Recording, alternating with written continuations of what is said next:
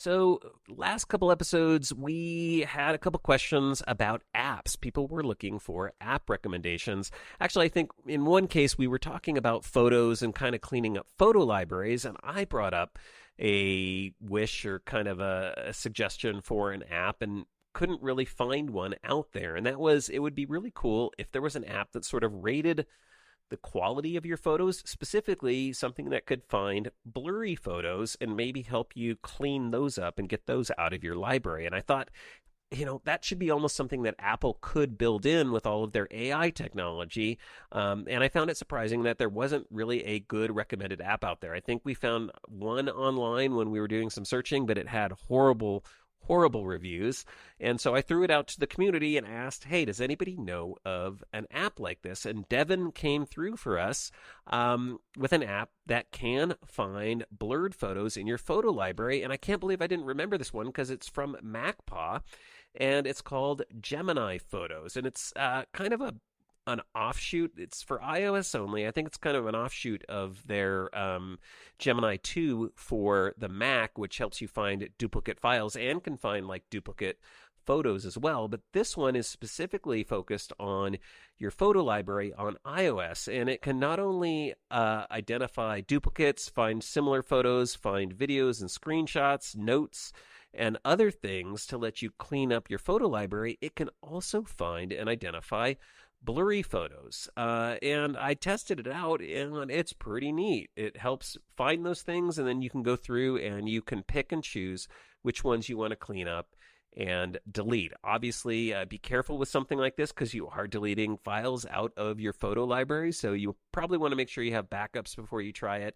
and also just be careful about what you are deleting. Make sure, the app does have a really nice interface to give you a review so you can see what is going to be deleted, but again, I'm always cautious with my photo library, right? Those things are precious memories for a lot of us. But it worked great, and it did find blurry photos. So if you're looking for an app that'll do that, this one is one worth checking out. I will tell you up front, it is a subscription-based app. It's $19.99 a year.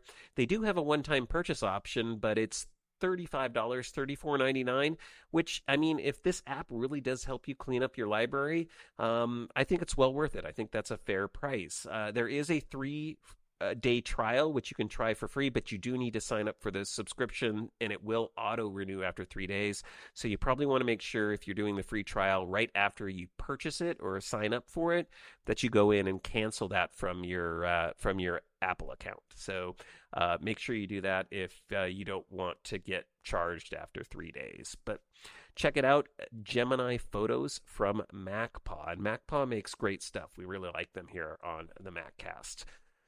The other thing that came up was questions about banking apps. We had a listener who was looking to move away from an old version of Quicken, wasn't really interested in getting into the updated version, which does require a subscription, and was looking for alternative apps, preferably something that could be used for free.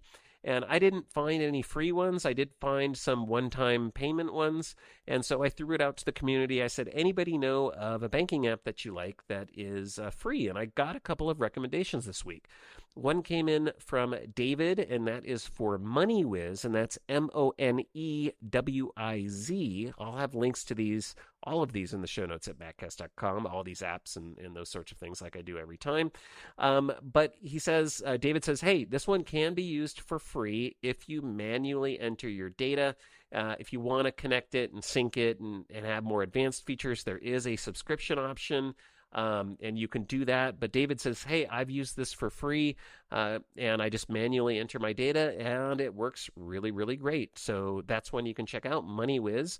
And then Bob came through and recommended a banking app called Debit and Credit. And he says, again, he uses this one manually as well. He describes it kind of like a checkbook app, or at least his use case for it.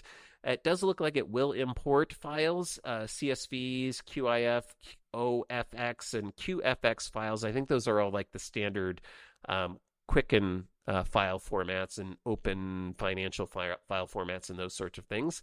A lot of banks will allow you to download those, and then you can just upload this into the app. This one also does have a premium subscription version, although I couldn't figure out which features that enabled. But typically it tends to be things like iCloud syncing and going cross-device and having your libraries or having your having the app synced up across devices. So that's another one worth checking out. And again, I'll have links to it in the show notes at maccast.com.